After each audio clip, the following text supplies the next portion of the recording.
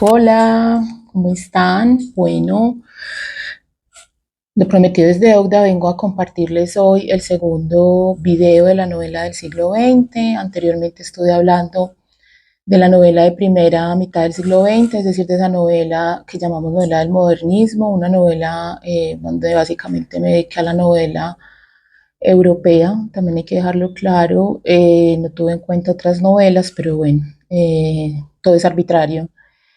Y cuando uno habla de literatura, la literatura es un universo muy amplio, entonces no hay como no ser arbitrario en el momento de explicar algunas situaciones. En fin, bueno, resumo un poco el video anterior. Obviamente, si apenas llega este video y no vio el video anterior, les recomiendo ver el video de novela del siglo XX. Bueno, habíamos visto en ese momento entonces que en la novela del siglo XX lo que encontrábamos era unos personajes y hablamos como de tres momentos. Uno era un momento donde hay una abolición de los vínculos, es decir, esos sujetos del siglo XX no van a sentir el arraigo que sentían los sujetos del siglo XIX, que estaban formando una nación, que estaban formando también como unas políticas y unas éticas de clase. Lo que vamos a encontrar entonces en la novela del siglo XX es que todos esos vínculos se vienen abajo. Esto tiene que ver, por ejemplo, con todas las guerras que va a haber finalizando el siglo XIX, principios e iniciando el siglo XX, pero sobre todo tiene que ver con la Gran Guerra, ¿cierto? Entonces ahí hay como muchas cosas empiezan a venir abajo. Entonces esos sujetos ya no van a estar, van a sentir que no están ni producidos ni gobernados por una trascendencia o por un medio natural o por un medio histórico y social, sino que están arrojados al mundo. Incluso así se llamaba este video. Esos sujetos entonces todo el tiempo van a estar mostrando en esas novelas de principios del siglo XX que hacen parte de una comunidad que es problemática y que ellos no logran como conectarse a esta sociedad. Y mucho de lo que vamos a ver en estos sujetos es una constante, ¿cierto? Que hablábamos de ese como tercer característica y es la apoteosis de Narciso, es decir, todo el tiempo van a estar mirándose a sí mismos, una introspección constante del ser, ¿cierto? Se contempla, se escucha. Y una de las cosas que va a suceder o de los aportes a la novela, en esta novela del modernismo, va a tener que ver con eso, con una interioridad de los sujetos que están en las novelas, que se van a ver representados por medio del monólogo interior y también del flujo de conciencia. Entonces vamos a conocer más la interioridad de los personajes. Son unas novelas de mucha interioridad gracias a estas herramientas pues, que les he mencionado. Encontrábamos entonces que hay unos autores que se van a dedicar mucho a explorar el flujo de conciencia, esa interioridad. Ya habíamos visto los primeros que eran los que tenían que ver pues como que se habían visto influenciados y que van a tener como ese tema de la soledad, o sea, donde esos personajes son muy solitarios. Lo vamos a ver en las novelas de Virginia Woolf, en las de William Faulkner y en otros pues como en América que van a tomar estas herramientas, y van a haber otros que van a conciliar a ese sujeto, es decir, van a decir, sí, estamos solos, pero siempre existe la posibilidad de que nosotros nos reintegremos a la sociedad, ¿cierto? Ahí vamos a encontrar las novelas de Alfred Doblin, de Robert Musil, ¿cierto? De Thomas Mann. Ok, el día de hoy voy a hablar del posmodernismo. Bien, es decir, el video pasado fue de la novela del siglo XX, no, de principios del siglo XX, una novela de carácter modernista, ¿cierto? Y la que voy a hablar ahora es una novela que aparentemente surge a partir de 1960, cuando se considera que aparece la posmodernidad en el mundo. Aquí hay que aclarar una situación. Hay unas novelas que se consideran posmodernas, ¿cierto? Y hay otras no, posmodernas en términos de que juegan, ¿cierto?, con temas de la posmodernidad. Ahorita hablaré un poco de algunas de ellas. Y hay otras novelas que son de la posmodernidad en términos de periodo, es decir, todas esas novelas que se construyen a partir de 1960 y que juegan con eso, pero no se les consideran novelas del posmodernismo o posmodernas.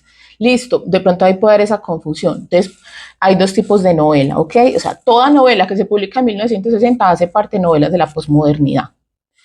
Pero hay unas novelas que específicamente por concentrarse tanto en los juegos estéticos y en las ideas de la posmodernidad se van a llamar novelas posmodernas. Listo. Bueno, entonces, posmodernismo, pues es una, para los que, pues para las personas que provenimos del área de la historia, el posmodernismo no es una edad, el posmodernismo es una periodización que se ha dado, un tanto filosófica y empleada entre las ciencias sociales, pero como tal no hay una, como la edad posmoderna, no. Tenemos la edad moderna, la edad contemporánea, y dentro de esa edad contemporánea hablamos entonces de un momento, un pequeño periodo que es el de la posmodernidad, que arranca en 1960 y todavía no sabemos hasta dónde iría. ¿Ok? Los orígenes de la posmodernidad se pueden trazar desde finales del siglo XIX, por eso digo, o sea, esto está ya final, en la década de 1960, 1970, pero realmente los postulados o las primeras ideas de lo que va a ser la posmodernidad lo vamos a encontrar en el texto, por ejemplo, El nacimiento de la tragedia de 1872 de Federico Nietzsche. Entonces en Nietzsche vamos a encontrar muchas ideas que después en la década de 60, los posmodernistas y los postestructuralistas van a tomar, ¿cierto? Y van a dar como esa línea de pensamiento de la posmodernidad. Es decir, aquí en esos posmodernos, en Lyotard, en Foucault, en Derrida, lo que vamos a encontrar es una relectura de lo que ya había dicho desde finales del siglo XIX Nietzsche, ¿cierto? ¿De qué se trata entonces la posmodernidad, cierto? Se trata de conducir a por... se trata básicamente de, de pensar o de considerar que o sea, que hay una decadencia de los grandes relatos, ¿cierto? Que venían desde el iluminismo, es decir, desde el siglo XVIII, del idealismo y del marxismo. Es decir, esas grandes ideas, verdades centrales y muy importantes dentro del racionalismo que venía del siglo XVIII van a empezar a ser deconstruidas, van a empezar a ser como, oiga, un momentico, esto no está en realidad. Bien, eso va a suceder, ¿cierto? Si bien se viene planteando desde Nietzsche y vamos a encontrar autores en la primera mitad del siglo XX que están tirando como algunas ideitas, eso se va a amarrar, sobre todo después de la Segunda Guerra Mundial, ¿cierto? Cuando ahí sí como que, oiga, se empezó a dudar seriamente de que ese proyecto que se había propuesto, esa idea de progreso que se había propuesto, desde el siglo XVIII, por la que se trabajó tanto en el siglo XIX, ideas como la liberación y la unificación mediante la razón, empezaron a dudar de que eso fuera posible, ¿cierto? Entonces se quedaron allá. Básicamente lo que vemos la posmodernidad o sea, en estos autores, tanto desde la filosofía, desde las ciencias sociales, pero también desde la novela, es que ellos van a rechazar esas grandes narrativas maestras, ¿cierto? Esas narrativas grandes de la modernidad. Y también en las artes va a ser muy importante porque dentro de las artes vamos a ver que van a considerar de que no hay una forma, no hay una idea única para representar la realidad, ¿cierto? Y que es imposible pensar que nosotros, o sea, que las artes puedan ser un espejo de una realidad objetiva, es más, empieza a dudar en la posibilidad de una realidad objetiva, ¿cierto? De algo que sucede allá, ¿bien? Y empieza a ser muy importante la subjetividad que observa esa realidad externa que está allá. Bueno, aparecen entonces, hay un texto muy importante, los posmodernos, aparece pues el texto de Jean-François Lyotard, donde se reconceptualizan las ciencias como actividades orientadas hacia la reproducción de las prácticas de investigación más que la producción de resultados acerca del mundo. ¿Ok? Entonces, realmente lo que es el conocimiento o lo que serían las disciplinas serían esa forma como nosotros investigamos y nos acercamos al mundo, más que al hacerlo se produzca una verdad acerca del mundo. Eso es lo que Lyotard va a llamar la performatividad en las ciencias y puede apreciarse en la inclinación de estas mismas hacia la interdisciplinaridad y el trabajo en equipo. En la incesante búsqueda de lo nuevo, ¿cierto? De la nueva investigación, de temas nuevos, ¿cierto? De todo aquello que no tiene aún consenso, ¿cierto? Esa ciencia posmoderna es una forma de conocimiento que no reproduce lo conocido, sino que constantemente busca lo desconocido y lo indeterminado. Como les decía, eso surge a partir de 1960, lo encontramos fuertemente en las ciencias, en la filosofía, ¿cierto? Y en las ciencias sociales, en la sociología, en la antropología, ¿ok? Hasta en la historia uno encuentra esto, ¿cierto? Hay áreas que son muy fuertes, entran con mucha fuerza en esta idea de la posmodernidad, por ejemplo, el psicoanálisis, algo de la historia, muy fuerte en la filosofía y también en la teoría literaria. Hay antes digamos que antes del el posmodernismo, está ahí como en esa coyuntura, encontramos entonces el estructuralismo, ¿cierto? Década del 50, incluso podemos encontrar desde antes, y esos señores posmodernos van a hablar, van a partir, o sea, los posmodernos van a convertirse en postestructuralistas, ¿cierto? Ese postestructuralismo afirmaba que el lenguaje estaba sujeto a la contingencia, a la indeterminación y a la generación de significados múltiples. Y eso que estoy diciendo que se está planteando desde la lingüística, también desde la historia, por ejemplo, en un texto como el de Hayden White, Metahistoria, que se escribe en la década de los 70, ¿cierto? Desde la filosofía, toda esta idea de los significados múltiples se van a ver, todo eso se va a ver arrojado en la novela. Listo, ahorita les mostraré en qué condiciones se ve mucho esto de la contingencia, la indeterminación y en la generación de significados múltiples. La razón no es un instrumento, en los posmodernos no es un instrumento de entendimiento. En la modernidad la razón es un instrumento, es el gran instrumento, es el instrumento de entendimiento. Mejor dicho, con la razón los seres humanos controlan el mundo, piensan en todo el proceso de lo que tiene que ver con el desarrollo de la ciencia, con el desarrollo de la industrialización. ¿Okay? Todo eso es idea que viene desde el siglo XVIII, del siglo XIX, se fortalece mucho, el ser humano puede controlar al mundo con la razón. Pero los posmodernos van a decir, no, eso no es verdad. O sea, la razón no es un instrumento de entendimiento, sino que es un instrumento de dominio, de disciplina y de control social. Hay unos principios básicos entonces de ese posmodernismo y que se ve mucho también en el postestructuralismo en las ciencias sociales, y es como una de las características de los principios básicos. Primero, vaciar el mundo de todo significado y estabilidad intrínseca. No hay una verdad, no hay nada real. Todo es, o sea, no hay nada así, como dicen, no hay un significado y una estabilidad en las cosas, ¿cierto? Las vamos construyendo en la medida que vamos existiendo. Segundo, imposibilidad de hablar de un pasado real. Para los historiadores esto puede ser muy difícil, pero no hay un pasado. O sea, el pasado pasó y no hay cómo acceder a él, y por medio pues, de las fuentes, ahí hay entonces una cuestión muy importante y que tiene que ver con la contingencia, pero también con la teoría de la deconstrucción, es que nosotros constantemente estamos revisando el pasado y ese pasado todo el tiempo está cambiando, ¿cierto? Los historiadores cambiamos el pasado. Bueno, también todo aquel que estudia el pasado de una manera seria y sistemática se da cuenta que el pasado cambia constantemente. Bien, conexión del pasado con el presente y el futuro como si fuese un nexo histórico. Entonces, ya no desde una linealidad, ¿cierto? Porque también se viene discutiendo de si realmente el mundo hay una linealidad en cómo van pasando las cosas, entonces la historia ya no se entiende como una cuestión lineal, sino que hay una conexión entre el pasado, el presente y el futuro. Eso se ve un poco, por ejemplo, también en la filosofía y en la hermenéutica. Ahorita hablaré un poquito de eso. Podría dar una clase solo sobre posmodernismo, listo, o sea, pero no es mi idea es aquí llegar a la novela. Y cuarto, rechazo a los usos tradicionales de la historia. La historia había servido, o sea, una de las razones por las que se crea la historia, y lo sabemos los historiadores claramente, es para formar y defender y argumentar los estados nacionales. La historia como una disciplina, así como la conocemos el día de hoy, viene del siglo finales del siglo XVIII, principios del siglo XIX en el mundo europeo occidental.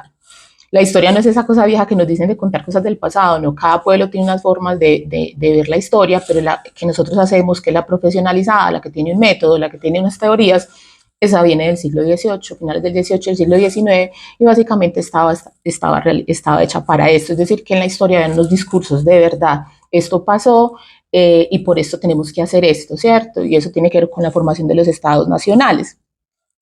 En la posmodernidad no va a ser así. Y aquí tienen que haber muchas razones, hay muchas situaciones, la historia es compleja. Entonces, uno aquí puede encontrar, primero, o sea, en contexto histórico, y no me voy a detener ahí, tiene que ver, por ejemplo, con todo el proceso de descolonización. de África y de Asia, ¿cierto? Pero también el empoderamiento por medio de ideologías, de discursos y de movimientos sociales de grupos subalternos, feminidades, comunidades diferentes, indígenas, en fin, pacifismo, o sea, una cantidad de movimientos. Eso va a ser como una revisión de la historia. Es como, sí, me estás diciendo que la historia fue hecha solo por grandes hombres, que es patriarcal, que es de las élites, que no hay unos grupos subalternos que hayan aportado. Entonces hay una reevaluación de ese pasado. Y la novela, por ejemplo, va a aportar bastante en eso. Ahorita les voy a poner un par de ejemplos con novelas. Y también otro principio básico es que el mundo está en un flujo constante, por lo que la construcción de una teoría para un mundo con tales características es compleja. O sea, no puede existir una teoría para un mundo tan dinámico, tan complejo, tan diverso. Entonces son principios básicos de la posmodernidad que vamos a ver en la novela. En esa posmodernidad, los que estamos en ciencias sociales sabemos que en la década del 70 hay un montón de giros. Entonces tenemos el giro lingüístico, el giro hermenéutico, el giro espacial, el giro cultural. ¿Qué quiere decir con estos giros? Que en la década del 60 también por las situaciones que mencioné ahora, pero también por un montón que dejo en el tintero, esos giros que se dieron es una reevaluación de cómo pensábamos el mundo. Aparentemente lo que hacemos en ciencias sociales y en humanidades como que se queda en la academia, pero esto lentamente se va expandiendo por el mundo y esto permite un cambio de la mirada que tienen los seres humanos. Se transmite por medios de comunicación, ¿cierto? Después, digamos que se hace en la academia y que es muy encerrada, luego va a existir otros medios de comunicación y divulgación que van a empezar a poner estas ideas en el medio y la novela va a ser una de estas, ¿cierto? La novela es un medio de divulgación impresionante de lo que sucede en las ciencias exactas y en las ciencias sociales. Entonces, todo este pensamiento que ustedes que pueden ver leyendo a todos estos teóricos de las ciencias sociales y de las humanidades, ustedes lo pueden encontrar en novelas de una manera muy digerible. Entonces, claro, la gente va pensando, o sea, esto lo veo yo en la novela, porque la novela transmite ideas, y ahí la responsabilidad social que tiene un escritor de ficción, porque es que la gente empieza a pensar con base también en lo que ellos van diciendo, aunque no lo crean, ¿cierto? Bueno, uno de esos giros que va a ser muy importante va a ser el giro lingüístico. ¿Por qué? Porque el giro lingüístico va a decir que el lenguaje es el mayor constituyente del pensamiento. Y si póngase a pensar, cuando usted piensa, piensa en el lenguaje. ¿Cierto? Normalmente en el lenguaje materno. Usted posteriormente puede tener usar otros lenguajes, otras lenguas, el lenguaje es algo más amplio, ¿cierto? Y pensar en eso. Pero el lenguaje, que tiene que ver con el habla, pero también con la cantidad de significados y de símbolos que tenemos, de acuerdo a la cultura en la que estemos, todo eso es un factor constituyente de nuestro pensamiento. Si nosotros pensamos en español, sentimos en español, actuamos en español, eso es diferente si nosotros lo estuviéramos haciendo en otra lengua. Por ahí también en el giro lingüístico va a estudiar o sea, cómo tiene que ver eso con la colonialidad, ¿cierto? Que países que han sido colonizados, digamos el caso de América, pero también de África y de Asia, el idioma que es obligado a aprender a esos colonizados puede modificar también sus formas de pensar la existencia. Ahí lo dejo. No voy a profundizar. El giro lingüístico como también puso en el centro de las humanidades el lenguaje, ¿cierto? Se convirtió en muy importante en la literatura y en la historia. Vuelvo y para los de historia les recuerdo el texto Metahistoria de Hayden White. El giro lingüístico buscaba deshacer la relación directa que existía entre la conciencia y la realidad extralingüística, es decir, mi conciencia tenía una unión directa o era capaz de ver directamente lo que sucede fuera del lenguaje, ¿cierto? Lo que sucede en el mundo, o sea, la realidad, por decirlo de alguna manera, cosas que se mueven, cosas que pasan, hechos históricos, ¿cierto? Entonces se consideraba que existía una conexión directa con esto. Lo que va a hacer el giro lingüístico, que es posmoderno, es decir, es que no hay una conexión, o sea, hay que deshacer esa conexión, no existe, ¿bien? Y esa es muy importante para poder, o sea, es muy útil para entender un mundo que es fluido. No sé si queda claro, es que es complejo. Es decir, si yo considero que hay una conexión directa entre mi conciencia y lo que sucede afuera, hay muchas situaciones que yo no podré entender porque estaré preconcibiendo, prejuzgando, estaré entendiendo situaciones a priori sin permitir, o sea, como que me despojo de esa idea y lo que puedo hacer es observar un mundo en constante flujo. Listo, sin preconcepciones. Difícil, pero esa es la propuesta. Bien, bueno, el giro lingüístico obviamente va a tomar de Ferdinand de Saussure, que va a ser bien importante, ¿cierto? Y también de algunos de los que van a leer a estructura, estamos hablando, yo les decía ahorita, de estructuralismo, pues estructuralismo. Saussure va a ser uno de los primeros estructuralistas finales del siglo XIX, ¿cierto? Y toda la primera mitad del siglo XX, Saussure va a ser una de las grandes referentes en términos del estructuralismo, hasta Lévi-Strauss, ¿bien? Luego, en la década del 60, ahorita voy a hablar otra vez, otra cosita sobre eso, van a pasar cositas y entonces Saussure es como sí, pero no así, ¿cierto? Le van a hacer una modificación a esa idea del lenguaje, de la lingüística que tenía Ferdinand de Saussure.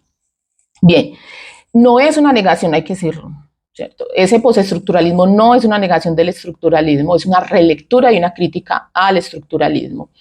Bueno, el giro filosófico o el giro hermenéutico también va a ser uno de esos giros muy importantes y que van a marcar la historia, pero también la novela.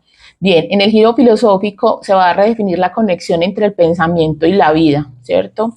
Va a proporcionar herramientas para luchar contra la historia empírica que primaba hasta ese momento, o sea, esa historia llena de datos, una historia un tanto positivista, y uno de los antecesores a esto, a los que miraron, fue a Nietzsche. Yo, por ejemplo, a los historiadores les recomiendo leer mucho Las Intempestivas de Nietzsche.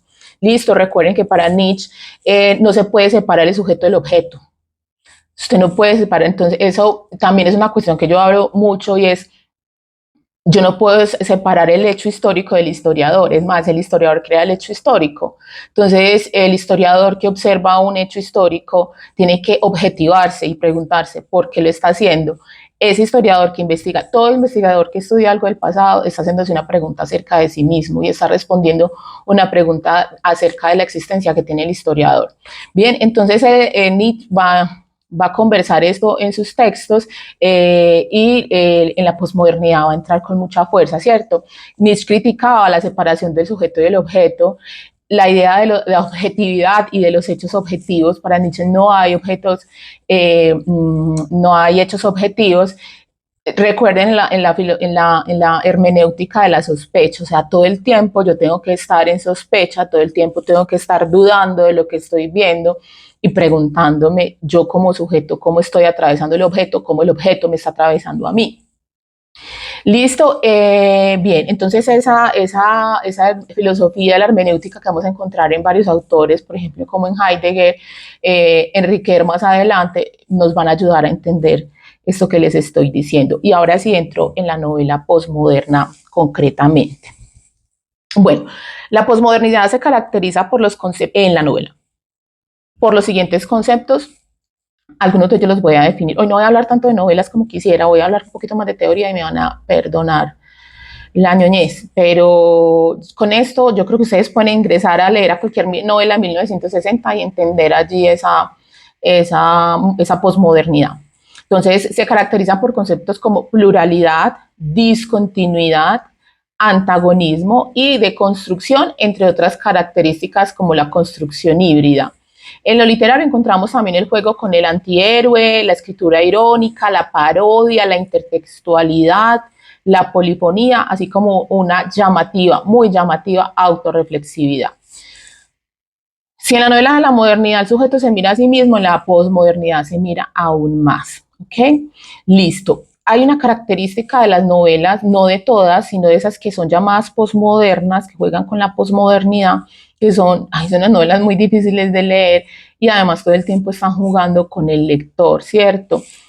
El lector que antes hasta, miren que yo hasta acá nunca les he hablado ni en el siglo XVIII, ni en el siglo XIX, ni siquiera en la del modernismo, bueno, la del modernismo sí es importante el lector, porque el lector ya es un lector inteligente, un lector inteligente, con conocimientos.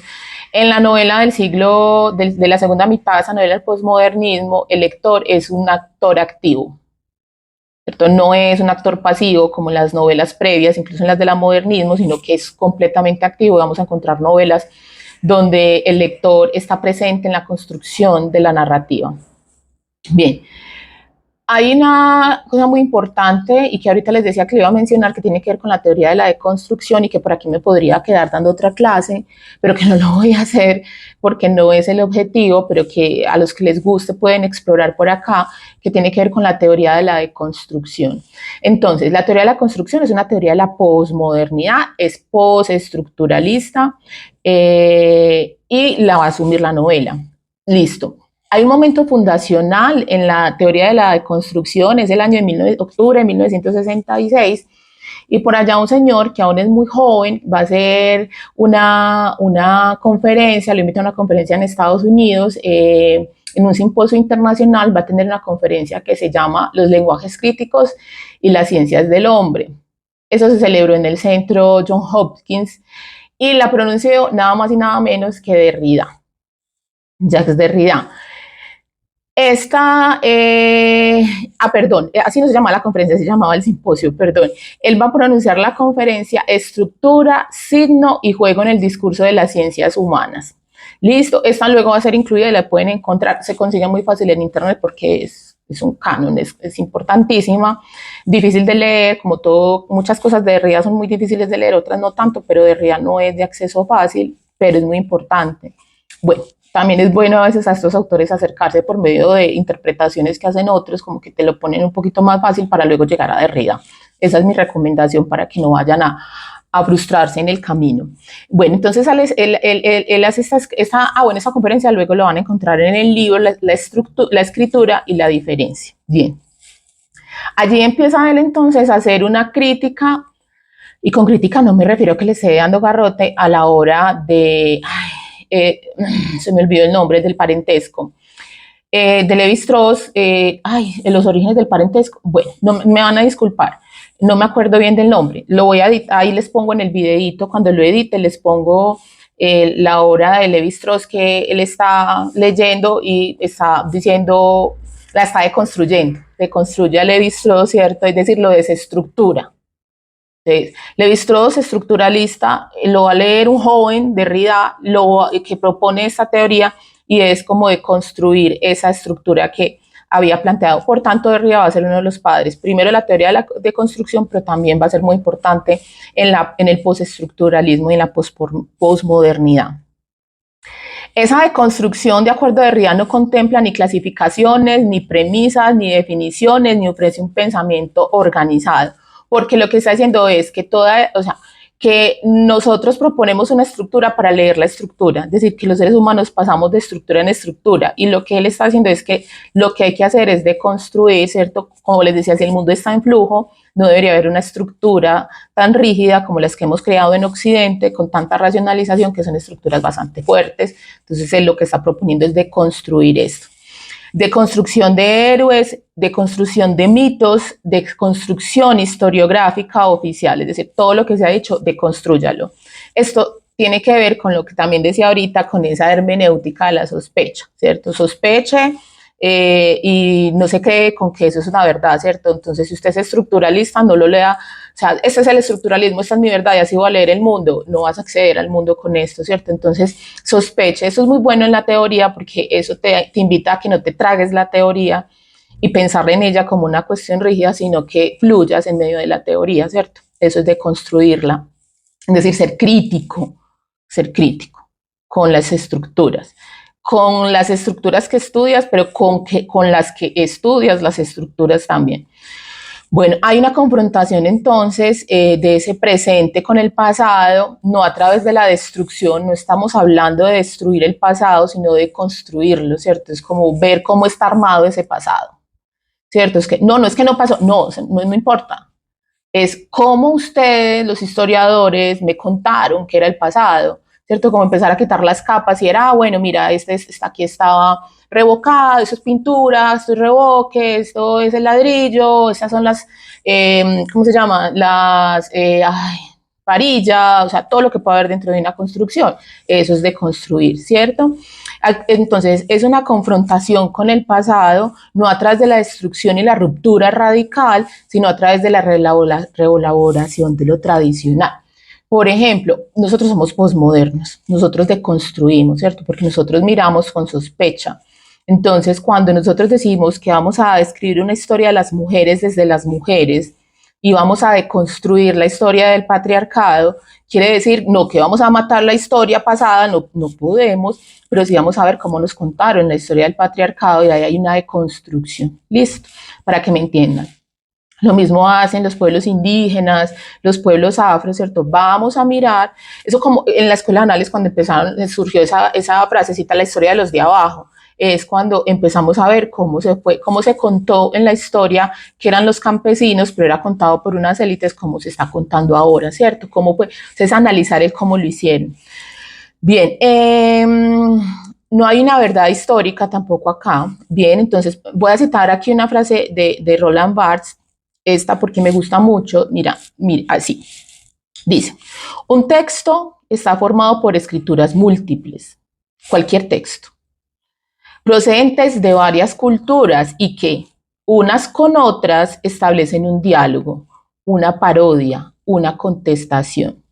Pero existe un lugar en el que se recoge toda esa multiplicidad y ese lugar no es el autor, como hasta hoy se ha dicho, sino el lector.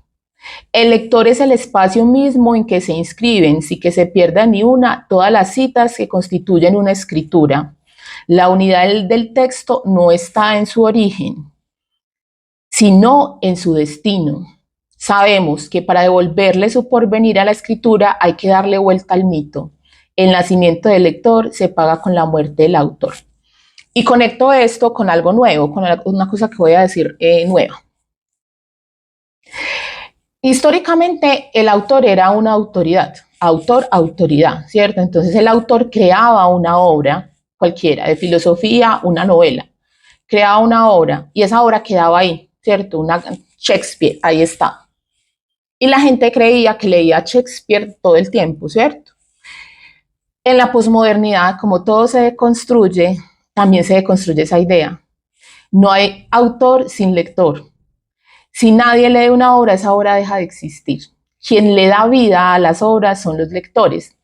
Por eso en la novela de la posmodernidad el lector es sumamente importante y muchos autores le van a hablar y le van a coquetear al lector.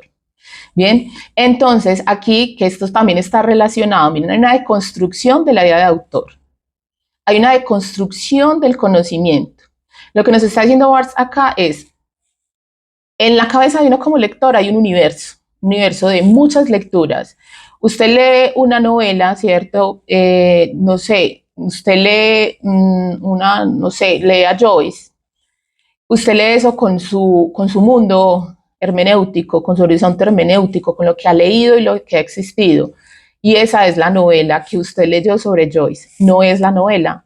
Si ustedes han tenido la experiencia de leer novelas en diferentes momentos de su vida, ojalá muy separados, es decir, lee una novela en la adolescencia y luego lee una novela en la adultez, es la misma novela, esa novela va a ser diferente.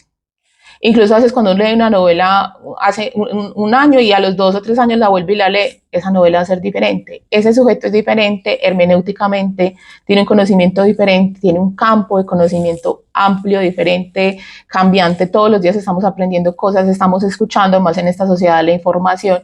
Entonces usted siempre es un lector que le da forma a esa obra de una manera diferente. Ahí estamos viendo la deconstrucción y la aparición del lector en la obra. La hermenéutica, yo recomiendo también que se lean la triple mímesis de Riquet. Esa es una idea que va a estar en la obra de Riquet. Riquet bellamente trabaja la narrativa y esa nos sirve mucho para los historiadores, sobre todo para los que trabajamos literatura también, novela, porque habla del tiempo, de cómo se hace, cómo es la narración en la historia y cómo es la narración en la ficción, ¿cierto? Entonces él tiene un texto que yo considero que es el texto al que uno se puede acercar iniciando Riquet, porque Riquet también es complicado, está en tiempo y narración, y en la triple mímesis vemos como esos 3 momentos, ¿cierto? Está el momento donde el autor escribe su obra, ¿cierto? Que es la primera mímesis, y luego sigue la segunda mímesis, el texto es arrojado al mundo y ese texto está ahí, no es de nadie, es el texto, es cultural, y luego llega el tercer momento, que es el momento hermenéutico, donde el lector aparece y le da orden y sentido a ese texto, ¿cierto? Es bien importante dentro del giro filosófico y hermenéutico Paul Ricoeur y lo que les estoy comentando. Otros autores van a leer de la historia, por ejemplo, Michel de Certeau va a trabajar también desde varios textos de Paul Ricoeur y bueno, creo que ahí podrían profundizar desde el campo de la historia. Hay otro concepto, miren, entonces ya les hablé, la novela de la posmodernidad deconstruye, ¿cierto? Deconstruye el pasado, deconstruye todo lo posible que pueda deconstruir. Hay otro concepto acá que es el concepto de metaficción, listo, que vamos a encontrar en estas novelas de la posmodernidad. Listo, la metaficción refleja las condiciones de la producción de la obra, ¿cierto? Son esas novelas que nos están diciendo cómo se está haciendo. Es decir, el autor te está contando cómo está construyendo la ficción, ¿cierto? Hace transparente las condiciones de su recepción. En el transcurso de su lectura, el lector implícito es testigo de cómo surge la novela en la cabecita del creador. Los retos en este tipo de narrativa le exigen establecer conexiones lógicas, captar el embrollo, o sea, pone al lector, la metaficción pone al lector en acción. O sea, esas novelas que te dicen como, estoy haciendo una investigación sobre un personaje histórico, ¿cierto? O estoy haciendo una investigación sobre mi madre, o sea, la historia de mi mamá. Entonces él te empieza a contar, bueno, entonces fui a tal lugar y saqué esta información, luego me entrevisté con aquel. Es decir, te está contando cómo está haciendo la construcción de su ficción. Esta técnica se utiliza para evitar la típica estructura literaria en la que los textos tienen un significado absoluto. El papel entonces de la metaficción es que presenta con una lente externa los acontecimientos que ocurren en el texto.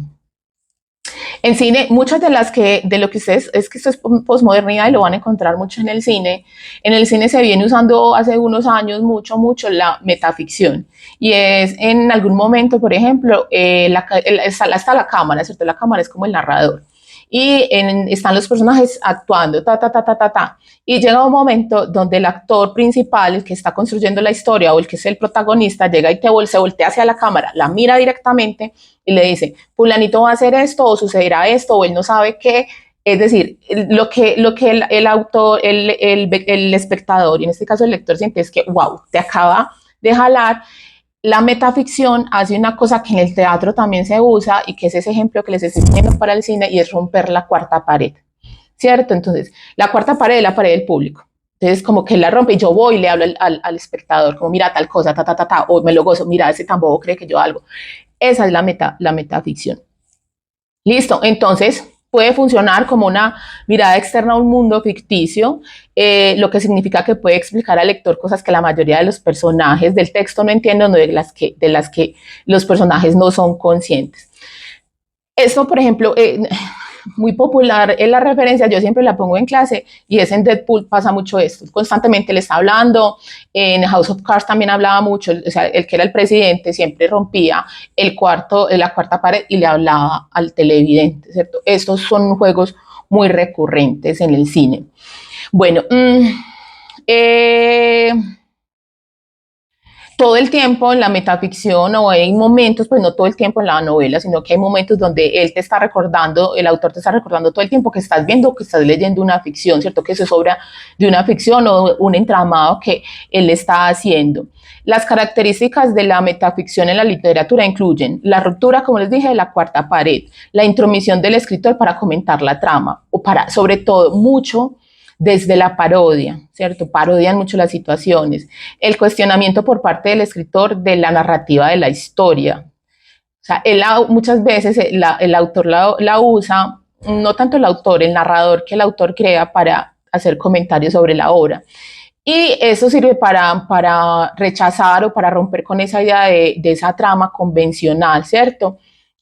Como, es que ahorita les voy a poner el ejemplo con Italo Calvino, ¿cierto? Es como, esperen esto, ya van a ver lo que va a pasar, ¿cierto? Como esas intromisiones, pero como lo digo, lo hacen mucho desde la parodia, también desde la ironía, pero sobre todo desde la parodia. La metaficción tiene el efecto de difuminar la frontera entre la literatura o el cine de ficción y el mundo real. El papel de la metaficción en la literatura posmodernista es que presenta una lente externa a los acontecimientos que ocurren en el texto. Hay una cuestión que es la metaficción historiográfica, o sea, hay metaficción. y hay metaficción historiográficas que se refiere a ese tipo de literatura postmodernista que evita la proyección de creencias actuales sobre acontecimientos pasados. También reconoce cómo los acontecimientos pasados pueden ser específicos del tiempo y el espacio en que ocurrieron. Es decir, cuando dentro de la ficción llega y el narrador, la voz narrativa, dice como todo el mundo creía que eso había sucedido en la Segunda Guerra Mundial. Pero no, pasó así, ¿cierto? Eso sería metaficción histórica. Y hay unas, pues, que puede ser simplemente un comentario, porque la novela, digamos que es histórica, o sencillamente novelas completas que son metaficción historiográfica, ¿cierto? Por ejemplo, El general en su laberinto, ¿cierto? Esa sería, de Gabriel García Márquez, esa sería una metaficción historiográfica. Les gusta mucho la historia en la, en la posmodernidad. Otra característica, otro componente, otra herramienta que explorar de las novelas de la posmodernidad, intertextualidad. Si están leyendo novelas desde 1960 para acá, intenten ver cuál de estas cositas que les estoy diciendo aparecen en sus novelas. Bueno, la intertextualidad, y si retomamos el texto de Roland Barthes, que ahorita les estaba, cité textualmente, toda obra hay una intertextualidad, ¿cierto? Uno siempre está siendo intertextual, usted siempre está relacionando, cuando usted escribe, los que escribimos, sabemos que todo el tiempo estamos tomando ideas, ¿cierto? Que el conocimiento es un sancocho, es una mezcla de cientos y de cientos de ideas, de cientos y cientos de personas, ¿cierto? Nadie es absolutamente original. La intertextualidad entonces siempre ha sido una herramienta que ha empleado la literatura, pues lo podemos encontrar hasta en la literatura de la antigüedad, pero en la posmodernidad, una de las características de la novela de la modernidad y de la posmodernidad es que juegan, o sea, como están dedicados solo a la literatura, casi que la mayor parte de su tiempo están dedicados al objeto literario, ellos juegan. O sea, no solo escriben porque no les interesa contar una historia, sino que ellos tienen la historia y lo que les interesa es jugar con esa historia, con el objeto literario, de cómo lo van a contar. Entonces, digamos que son gente con mucho tiempo para pensar y hacerle la vida difícil a los demás, a los lectores. Lo que van a hacer entonces con la intertextualidad, que es una herramienta literaria muy viejita, es jugar con ella, ¿ok? Entonces, esa intertextualidad, para que no enredarme mucho con la teoría, esa intertextualidad es ese tejido de voces. Y lo voy a poner como ejemplos. Piensen en esas novelas que usted está leyendo y por allá le citan otra novela o le citan un poema, incluso a veces lo ponen completo, o te cuentan la novela, o te cuentan la película, o te cuentan la canción. Entonces, hay una intertextualidad, pero también hay un cambio de géneros, o sea, está textual, o sea, combinando, por eso digo, es un tejido de voces, combinando cositas y cositas. Entonces, juegan con eso, ¿cierto? No recuerdo bien, creo que hay una novela de Milán Kundera, es que me la leí hace mucho tiempo, pero creo que sí es esa, y creo que también Henry Miller lo hace, y es estar citando poemas y canciones y películas, porque la gente cuando se enamora entonces van a cine, entonces cuentan la película, y en ese momento de la película se besaron, eso es intertextualidad, ¿bien? Según Roland Barthes, se define la intertextualidad como un tejido de voces que surgen a partir de la combinación de distintos códigos que se han leído, visto o escuchado, que a partir de una palabra, una frase o una oración, de forma consciente o inconscientemente remiten a un texto o a otro discurso. El proceso de intertextualidad va a depender de la interpretación y el conocimiento enciclopédico del lector. Bien, entonces si usted no tiene mucho conocimiento, si usted le empiezan a citar y a citar novelas y a citar obras y textos de filosofía y canciones, yo siempre le digo a mis estudiantes, si a usted le citan algo, vaya, ¿cierto? O sea, si, pues no todo el tiempo, o sea, en la novela si te ponen, estábamos escuchando un blues y dicen cómo se llama, ponlo, porque lo que quiere el autor es que lo haga, está hablando contigo, te está diciendo, mira, estoy trayendo a colación esto, ¿bien? Entonces, a veces uno está leyendo como algunas obras y uno siente que no tiene la capacidad para entenderlo porque está citando un montón de gente, ¿bien? Es decir, la intertextualidad es en gran medida el producto de la mirada que la descubre o la construye. Hay novelas que usted puede leer y no puede entender porque, como les decía, pues, citando a Barthes, usted se puede dar cuenta que le están hablando de, ¿cierto? Por ejemplo, de persona, bueno, el video pasado les estaba hablando de Ulises, ¿cierto? Entonces les estaba diciendo, sí, él está tomando el Ulises simbólico de Homero, ¿cierto? Y lo está poniendo ahí. Si usted nunca se leyó la Odisea, ¿cierto? Usted no tiene ni idea. Pero si usted ya se la leyó, usted va a decir, es que se parece a Ulises, el original, eso es intertextualidad, en tal y tal cosa, ¿cierto? Eso es como, entonces Joyce entiende el Ulises y aquí, por eso es simbólico. Si usted no se lo ha leído, no va a entender un montón de cosas. Y no se preocupe, eso pasa. Uno lee una novela y no entiende un montón de cosas. Bien, porque uno a veces no tiene el horizonte hermenéutico, el conocimiento por eso les digo que cambia cuando uno a los años puede leer una obra y darse cuenta de que ahora entiende un montón de cosas que antes no había entendido y eso es porque tiene mayor conocimiento como lector. Bueno, novelas posmodernas. Voy a mencionar 4 novelas. Aquí ya he citado algunos textos. Ay, mi perrito se está rascando, perdón. Pero voy a citar 4 que son así como súper canónicas y reconocidas. Creo que de conocida, muy conocida, una. De resto son conocidas para los que nos gusta la novela como ese gran objeto artístico.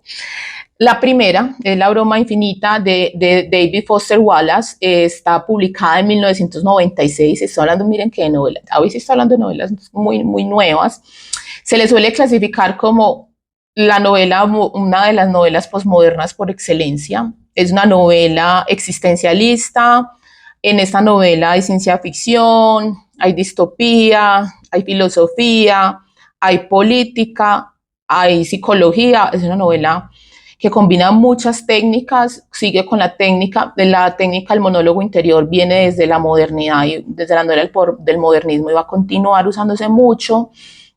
Es una novela que va a tener alternancia de narradores y va a tener una bibliografía ficticia, es decir, hace intertextualidad. Esa es otra cosa, que se puede hacer intertextualidad mintiendo. Listo, citando simplemente para qué, ¿por qué? Porque la intertextualidad te hace sentir, entonces usted se va a ir a buscar la obra y no la va a encontrar porque eso te hace sentir como, es que te pone a interactuar con el autor. Entonces, este es un juego, estos señores de los que les estoy hablando van a estar jugando con eso, ¿cierto? Esa intertextualidad, ¿cierto? De una bibliografía que es ficticia. Es un libro colosal, es un libro gigante, pero es un libro maravilloso. Bien, hay que leerlo, téngale paciencia, es un libro que en lo que hemos, hay un concepto que no hablé, pero es un libro que tiene discontinuidad y me voy a detener aquí, creo que es importante para ampliar esto de la discontinuidad, que tiene que ver con la deconstrucción. La discontinuidad es esas novelas que cada vez son como más usado y es como desorganizar la linealidad en la historia. Entonces, no es una novela que empiece por el principio, por ejemplo, Cien años de soledad no empieza por el principio, ni siquiera empieza por el final, empieza por una parte, ¿cierto? De la novela que va a suceder mucho más adelante. Y hay como una analepsis y él empieza, porque entonces, ahora ya no recordó el momento que se fue para la ¿cierto? Ahí hay una analepsis. Hay que entender una cuestión, a mis estudiantes les cuesta entender la discontinuidad. Continuidad es A, B, C. Listo, A, B, C, D. Discontinuidad es poner D, C, B, A o desorganizar todo esto. Listo, eso es discontinuidad. Es decir, no hay una continuidad y una secuencia lógica de los acontecimientos. Sucede en muchas novelas de la posmodernidad, es decir, novelas que se escriben desde 1900. Hay novelas desde antes de 1960 del modernismo que juegan con discontinuidad. Listo, eso es una herramienta que se viene usando en la novela del siglo XX. Pero a que lo van a usar mucho. Por esa misma idea que les decía ahorita, hay un flujo constante, no es una novela o sea, la historia no es pasado, presente y futuro, sino que la historia es una mezcla, es una cosa que se conecta la una con la otra, entonces se convierte en difícil. Hay novelas, unas que digamos que son más fáciles, son aquellas novelas, por ejemplo, como Cien años de soledad, que no es fácil, que te va contando partes, ¿cierto? Y te lo va componiendo. Esa no es fácil porque tiene discontinuidad, pero no es una novela de discontinuidad. Entonces, ya al final de la novela tú logras entender, ¿cierto? Como un montón de situaciones. Por ejemplo, la gente leer Cien años de soledad con árbol genealógico es lo más fácil. ¿Por qué? Porque nosotros somos continuos en el pensamiento, ¿cierto? Tenemos una lógica de continuidad. Esos señores juegan con su cerebro, entonces no quieren que usted entrada entienda qué es lo que está pasando ni para dónde va. Ellos lo que quieren es que usted se sienta perdido, embolatado, caótico. O sea, ellos están diciendo, uno de esos postulados de la posmodernidad de esos novelistas, el mundo es un caos, usted no tiene cómo entenderlo, esto es una cosa vuelta a nada, o sea, eso no tiene lógica. Recuerden que la racionalidad, o sea, la racionalidad de la modernidad decía que había una lógica, que con mi cabeza súper tesa yo podía entender el mundo. Y esos señores diciendo, ¿qué? Usted no puede entender nada, usted no puede entender absolutamente nada. Entonces empiezan a jugar con eso. Entonces son esas novelas que son como un rompecabezas, como un puzzle, te ponen un pedacito acá, otro pedacito allá, otro pedacito acá, y al final tú armas, cuando terminas de leer la novela, tú tienes que suspender, porque debe haber un momento de reflexión, de introspección, y empezar a, ya ahí sí, en nuestra pobre cabeza lineal, empezar como, esto pasó así, a organizarlo, y ahí es cuando entiendes. Es decir, si abandonas la novela en la mitad, nunca la vas a entender, ¿cierto? No vas a saber por dónde iba nada. Necesitas llegar hasta el final y armarlo. Pero hay unos que son más, algunos autores que son más, como de los que estoy hablando hoy, que son malos, pero malos en términos de que te juegan contigo como lector y es que no te van a dar, al final terminas de leer la obra y sentís que te queda, o sea, que no entendiste, que te quedaron partes, entonces obliga casi que a la relectura de la obra. Y hay obras como muchas de estas obras que les voy a decir hoy son obras que se estudian en el doctorado, o sea, como intentando entender tal obra porque es sumamente compleja, es una propuesta filosófica, es una propuesta estética que hay que repensarse mucho. Listo, o sea, esto no está hecho para cualquier lector de Wikipedia, eso está hecho para aprender, para pensar, ¿cierto? Para la gente que le gusta, que lo incomoden. Bueno, entonces les estaba hablando de La broma infinita. Es un texto infinito, es un texto que no se acaba, ¿cierto? Es un texto que no tiene final. Al final usted termina en el principio. Y no, con eso no estoy diciendo que sea una obra circular en términos no, olvídense de todo en esta novela. Bien, entonces tiene discontinuidad, ya les expliqué la discontinuidad, tiene deconstrucción, es maximalista, ¿cierto? Es una novela maximalista, llena de cosas, llena de personajes, ¿cierto? Juegos con el lenguaje, es caótica y hay que es muy importante, tiene una fuerte relación del autor con el lector. Es una novela gigante de más de 1000 páginas, muy abundante. Además tiene notas finales, tiene un montón de notas al final.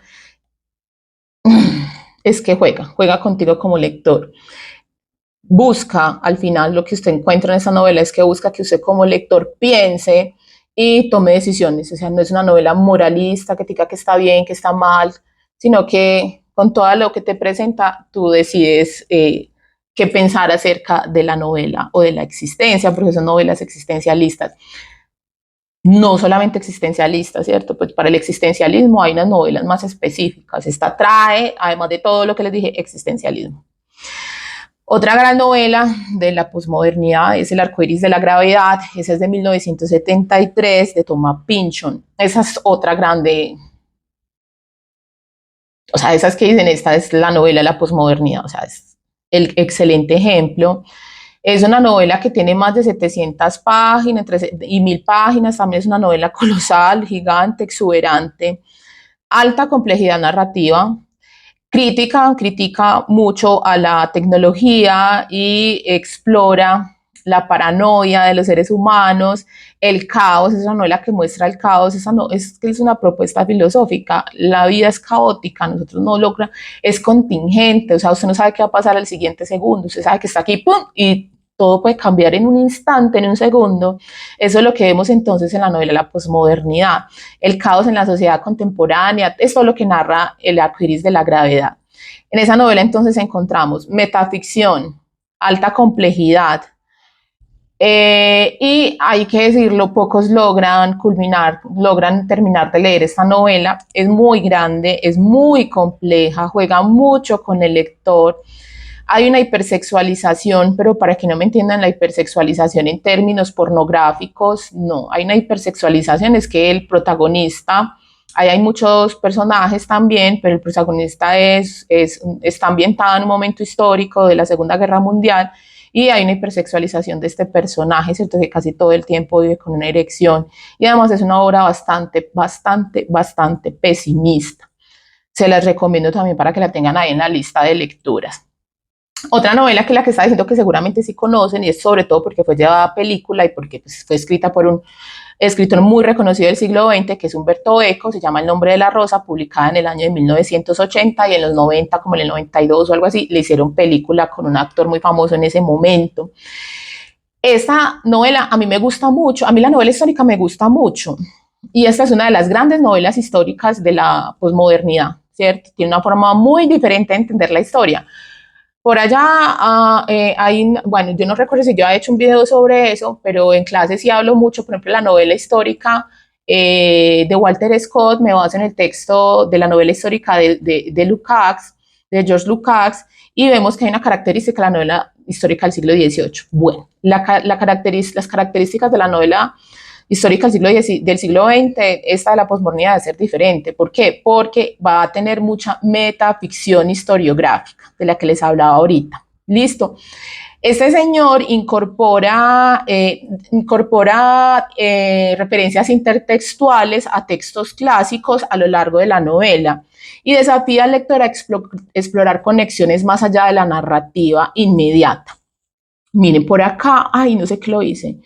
Por acá tengo cómo arranca el libro, para que me entiendan cómo empieza. O sea, usted le empieza creyendo, ¿cierto? Mucha gente, a los historiadores les llegan a preguntar si esto es verdad. Si usted es curioso, usted va a ir a indagar si esto es cierto o no es cierto, cómo arranca él. Ay, se me perdió. Esperen un momentico que... Naturalmente, un manuscrito, así empieza. El 16 de agosto de 1968 fue a parar a mis manos un libro escrito por un tal Abate Ballet. Le manuscrito, ahí pone, perdón que mi francés es malo, pone el nombre del manuscrito, París, 1842. El libro, que incluía una serie de indicaciones históricas, en realidad bastante pobres, afirmaban ser copia fiel del manuscrito del siglo XIV, encontrado a su vez en el monasterio de Melk, por aquel gran estudioso del siglo XVII al que tanto debemos los historiadores de la orden benedictina. La erudita Trouvel, para mí, tercera, pues en el tiempo, me despertó muchos momentos de placer mientras me encontraba en Praga esperando a unas personas queridas. 6 días después, las tropas soviéticas invadían la infortunada ciudad. Azarosamente logré cruzar la frontera austriaca y, bueno, ¿sí me entienden? Entonces está diciendo, mire, eso lo usan mucho cuando hacen metaficción historiográfica. Me encontré un documento y en ese documento que parece ser data de tal siglo y empieza a construirse, entonces usted empieza a creer que le están hablando de historia real. Pero es ficción, ¿cierto? Esa es una herramienta, como les hablaba, de lo que tiene que ver con la metaficción. Bueno, muy recomendado, muy recomendado. Entonces, aquí también pueden encontrar, pues, como esos juegos, como les decía, con el lector, como venga, investigue, o sea, como a que se convierta también un poco en el investigador de esta historia y mezcla. Es una novela histórica, pero mezcla novela policíaca, ¿cierto? Filosofía, bien interesante. Una novela, y esa novela es fácil de leer. Esa novela es fácil de leer. Bueno. Italo Calvino sería otro de los grandes autores del posmodernismo. Tiene varias novelas, una, digamos que las que es considerada como la más importante, se llama Si una noche de invierno, un viajero. Y esta es publicada en 1979, ¿cierto? En esta obra él entrelaza lo fantástico con lo filosófico, con lo científico y lo literario, y desafía las convenciones literarias al abordar la relación entre el lector y el texto, al jugar con las expectativas narrativas de una manera innovadora y sorprendente. Les quiero leer el inicio. Ay, ¿qué lo dice? Creo que lo tengo es en la Kindle, perdón. A ver yo si logro, mientras esto abre, porque me gusta mucho, porque arranca directamente hablándole a uno como lector. Bueno, sí, me tocó editar porque casi que no encuentro el pedacito que les quería leer. Listo. Entonces empieza así el texto de Italo Calvino, buscando que, pues sí, él está hablando al lector. Dice así, primero, Primer capítulo. Estás a punto de empezar a leer la nueva novela de Italo Calvino. Si una noche de invierno, un viajero. Relájate, recógete, aleja de ti cualquier otra idea. Deja que el mundo que te rodea se esfume en lo indistinto. La puerta es mejor cerrarla. Al otro lado siempre está la televisión encendida. Dilo enseguida a los demás. No, no quiero ver la televisión. Alza la voz si no te oyen. Estoy leyendo, no quiero que me molesten. Quizás no te han oído. Con todo ese estruendo, dilo más fuerte, grita. Estoy empezando a leer la nueva novela de Italo Calvino. O no lo digas si no quieres. Esperemos que te dejen en paz. Adopta la postura más cómoda, sentado, tumbado, ahobillado, acostado, acostado de espaldas, de costado, boca abajo, en un sillón, en el sofá, en la mecedora, en la tumbona, en el puff, en la hamaca, si tienes una hamaca, sobre la cama, naturalmente, o dentro de la cama. También puedes ponerte cabeza abajo en postura yoga con el libro invertido, claro. Y continúa. Es bien interesante. O sea, uno empieza a leer eso y es como, estoy hablando con Italo Calvino, o sea, él me está diciendo qué tengo que hacer para leer su novela. Esto es, a mí me parece encantador. Entonces también, Italo Calvino de todos estos, también es, digamos que en el orden sería como Humberto Eco, fácil de leer, pues para los que nos gusta leer. Seguido, Italo Calvino. Yo seguiría con David Foster Wallace y dejaría para el final a Thomas Pynchon. Pynchon me parece el más complicado de los cuatro. Obviamente, como lo he dicho siempre, me he saltado un montón de gente muy importante que podría estar acá. Listo. Voy a terminar con una cuestión muy importante. En la novela del modernismo y en la novela del posmodernismo les estoy hablando de autores europeos en su mayoría, algunos norteamericanos, pero básicamente europeos. Quiero que sepan que en la novela de la posmodernidad el mundo latinoamericano y escritores y escritoras latinoamericanos van a ser muy importantes, van a ingresar y van a aportar. Los escritores latinoamericanos, vamos a tener, por ejemplo, a Borges, Cortázar, Gabriel García Márquez, Carlos Fuentes, bueno, un montón que van a jugar con el objeto literario, pero por la misma realidad latinoamericana, estas novelas van a tener como característica que van a jugar con lo literario, pero les va a interesar también lo que cuentan. Muchas de estas novelas, de las que se van a llamar el boom y el post-boom, son novelas que van a tener muchas referencias históricas, mucha metaficción. ¿En qué sentido? Ahorita les hablaba el caso de El General en su laberinto, y es que porque son novelas que van a revisar la historia. El caso de la historia de América Latina es una historia que ha sido contada hasta muy recientemente por las élites, creo que en buena parte todavía se sigue haciendo, y en la década de los 60 apenas empiezan a llegar, por ejemplo en el caso de Colombia, la profesionalización de la historia, es decir, esa búsqueda por medio de unos métodos de cierta objetividad, que ya ahorita hablé que no existía, pero al menos es esa búsqueda de la plurivocidad que debe estar en la historia. Entonces estos autores van a asumir como esa carga, esa responsabilidad de hablar de la historia de los pueblos latinoamericanos y van a tener muchas novelas que van a revisar desde el proceso, pues o sea, como desde el proceso de las independencias, ese siglo XIX, pues como esos grandes dictadores también, incluso en América Latina hay una cosa que se llama la novela del dictador o de dictadores, y es esa preocupación por estos hombres y mujeres que hacen novela, que juegan, que son estetas, pues porque tienen una preocupación por la novela, pero además de eso también tienen preocupaciones políticas y sociales sobre la obra. También tienen, o sea, una filosofía, habría que mirar esa novela, o sea, como esa posmodernidad también, porque es que la posmodernidad, tanto la modernidad como la posmodernidad en América Latina se asume desde otro punto de vista, ¿cierto? Hay otras realidades desde donde se está mirando, por ejemplo, lo que les decía hoy. Están hablando del mundo caótico, de un mundo en constante flujo, del mundo donde nadie, absolutamente ninguna razón ni ningún intelecto puede definirlo ni dar una verdad precisa acerca de lo que está existiendo. Eso también se ve en la novela latinoamericana porque esos señores y estas señoras están leyendo toda la filosofía, o sea, todo esto que están leyendo en Europa también lo están leyendo esos señores acá, pero la realidad latinoamericana es tan diferente, empezando porque estamos hablando en la década del 60, 70, 80, unos procesos de gobiernos, de dictaduras y gobiernos autoritarios bien fuertes, muchos de ellos de orden militar, ¿cierto? Toda la doctrina de seguridad nacional, todo lo que viene desde Estados Unidos, ¿cierto? Una alta injerencia en la economía, en la política latinoamericana por parte de Estados Unidos. Eso va a hacer que se escriban unas obras muy especiales dentro de la novela de la posmodernidad. Creo que se puede seguir profundizando en estudios al respecto, ¿cierto? Ver cómo se ve allí esa filosofía. Bueno, en Estados Unidos también, porque es que no cree que Estados Unidos es un lugar de igualdad y homogeneidad y libertad, y no es así.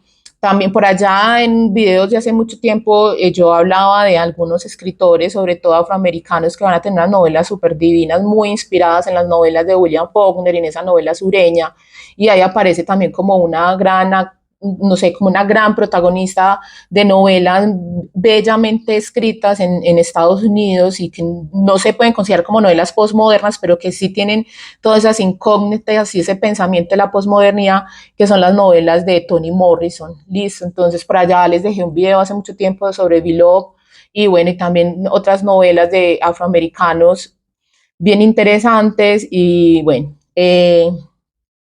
por ahora me quedo entonces ya como que les doy aquí este pantallazo súper general de la novela de la posmodernidad. Espero prontamente montar nuevamente, o sea, otro video. Creo que lo voy a hacer sobre la nueva poética de Dostoyevsky. Nos vemos, muchas gracias por seguir hasta acá. Por favor, como siempre, es importante que se suscriban. No pienso enriquecerme con esto, realmente no creo que llegue a tener tantos seguidores y tantos likes. Porque sé y me interesa, tampoco me interesa, pues, porque esto no es de consumo light, esto es de intelectualidad, de ñoñez, y cierto, esto no es masivo realmente, pero sí es importante, ¿cierto? Porque en la medida que ustedes le dan like y lo comparten, otras personas que quisieran tener este tipo de contenido lo pueden tener, o alguien que de pronto quiera ingresar y investigar estos temas en la universidad también podría ser como darse cuenta de que no está tan botado en el mundo, que a veces los que nos dedicamos a esto sentimos que estamos como muy solitos en el mundo, pero realmente no lo están. Entonces, suscribirse, me gusta, compartir y bueno, es un placer para mí compartir esto con ustedes. Muchos besitos, comentarios abajo y bueno, nos vemos en la próxima. Chao, chao.